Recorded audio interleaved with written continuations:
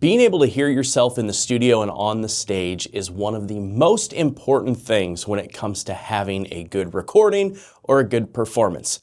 If you can't hear yourself, you're not going to do a good job. Now, doing that on a budget, especially with wireless, is pretty difficult, but that's where this comes in.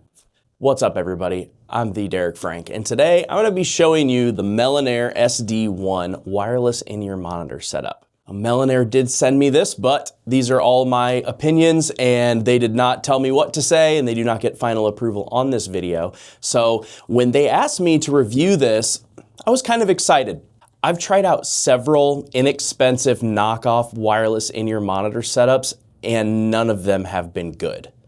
I've used them in live settings and I don't really need to use them in the studio, and I'll talk about that a little bit more when you might want to use them. I don't do that, but for live settings, they just didn't have the output or the sound quality that I needed. So when they sent me these, I was pretty excited to check them out because they do have 24-bit audio and work at 48 kilohertz. These sell on Amazon for around 130 bucks, although on Prime Day they are about $110, so very affordable.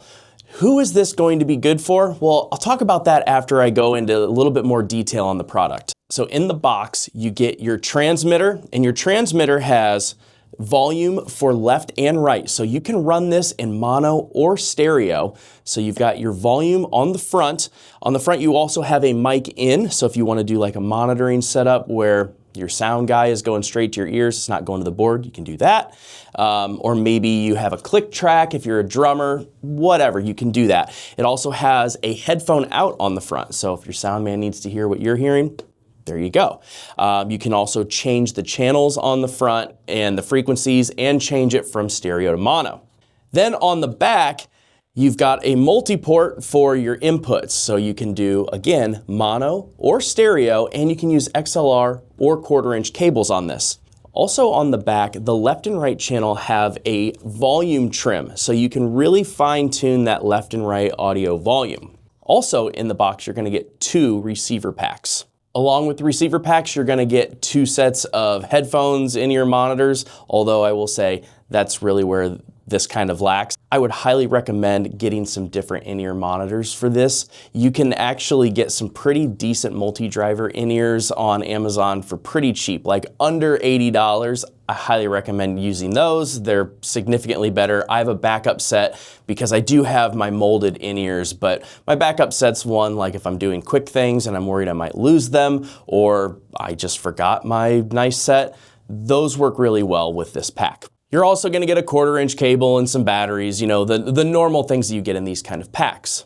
So let's talk about this thing. With the ability to have stereo and mono, you can really fine-tune the sound that you're getting. A lot of people probably only need mono, and having 2 packs, you can sync both of them up to the same channel. Now, I would have liked to have seen that it had 2 channel outputs with the left and the right, so maybe you could have used both packs, but I know they have other models that can do that. This one doesn't. This is their basic model, so you can still have 2 people, but they're going to be on the same signal. They also claim that these go up to 200 feet range, which I totally believe, and you know, from what I've tested, the sound quality is pretty clear. On the receiver pack, it's pretty simple. You have your input for your headphones or your in-ears, and you have a volume knob and an on-off button. The on-off button also switches it from mono to stereo. These are an all-plastic construction. I will say they do feel a little bit flimsy and cheap, but they seem to hold up okay.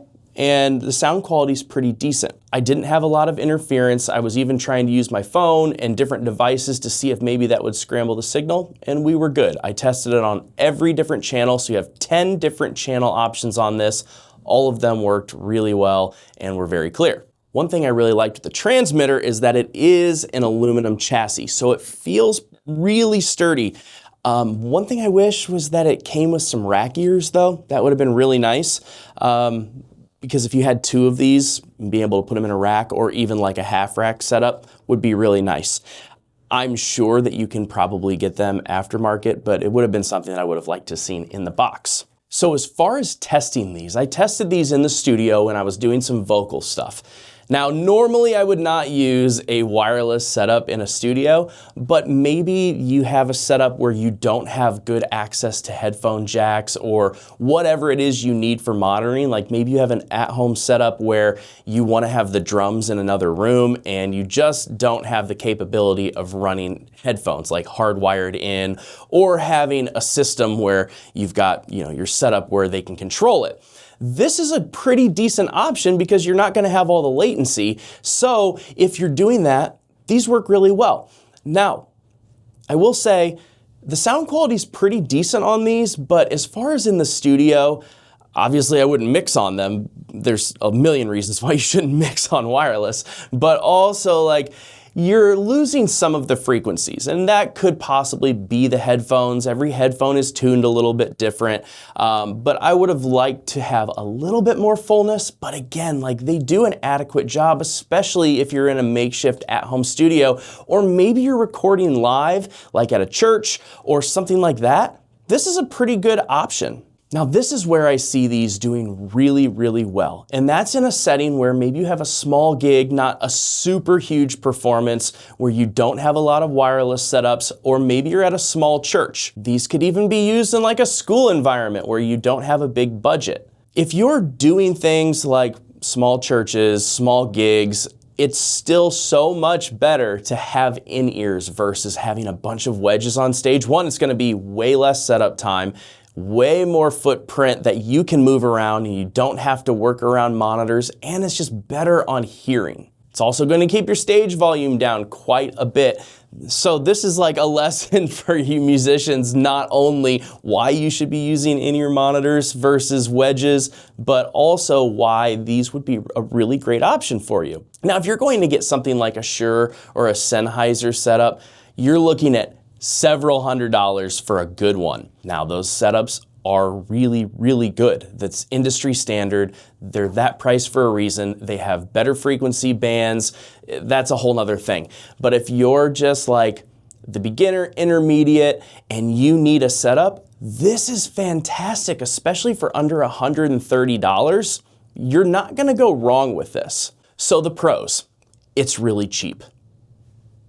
There you go. There's a lot of volume controls. I know some people have complained that there's too many volume controls with having 2 on the back and 2 on the front, and then also your receiver, but for me, having more options is better. If you're that worried about it, just turn them all the way up and just adjust your receiver pack. Now, of course, you're gonna have to make sure that the signal going in is clean and you don't want to distort it, so there's a little bit of playing around, but that goes with any in-ear system, not just this one. The audio quality is good enough. I've definitely worked with better audio quality, but for this price range, it's much better than anything else I've tested. The other pro is that it's super easy to use. I literally plugged this in and turned them on, and the frequencies were already set. I didn't even have to do that, and it just worked. And then when I wanted to change frequencies, it's just as easy as pushing a few buttons. There's no crazy menus, there's nothing like that. Now, maybe that's also a con, that you can't go in there and adjust any settings like sound or bass or mid or treble or anything like that. What you get is what you get. Another con is that the audio quality is not amazing. It is more than adequate and more than good for the price range. But if you're used to being on a high dollar set, you're gonna notice a difference. Another con is I wish there was just a little bit more volume coming out of the body pack. I have some significant hearing damage, so I need a lot of extra gain. Now, I was able to pump the gain up more than enough, especially if you have a good seal on your in-ears, but when I had to do that, I did get a little bit of distortion. Now, that could have been the headphones. I did try a couple different sets and it still seemed to be consistent. That also could have been that the input signal was a little bit off, and it wasn't bad, and it wasn't something that was a deal breaker or was going to make it too hard for me to use, but I did notice a little bit of that distortion when it had to get to my volume setting. I also tried these while practicing drums, and I really was happy with that, because I think for a drummer, these are going to be super helpful, especially if you keep the box right by you and having the click track on you so the rest of the band doesn't necessarily have to worry about it, and you don't have a sound man that has to worry about it, and you can control it. That's gonna be really great. The only other con that I have is that the body packs are pretty cheap feeling, they're very light feeling, so I don't know how durable they would be for road stuff.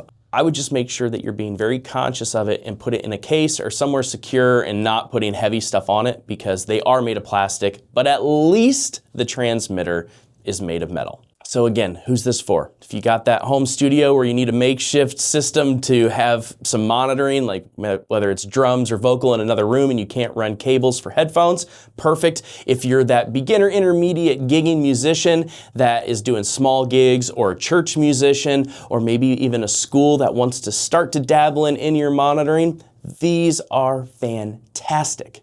The other great thing is they're readily accessible on Amazon. They're easy to buy. They can get to you quickly. And that being said, if you're interested in these, I do have links below to my Amazon. That's my affiliate links. It does help out the channel a little bit. So, you know, if you're going to buy them, use the links. So thank you again to my friends at Melan for sending these. I'm really excited about testing them out some more, and I think you would be pretty happy with them too. If you have any questions, leave them in the comments below. And until next time, we'll see you later.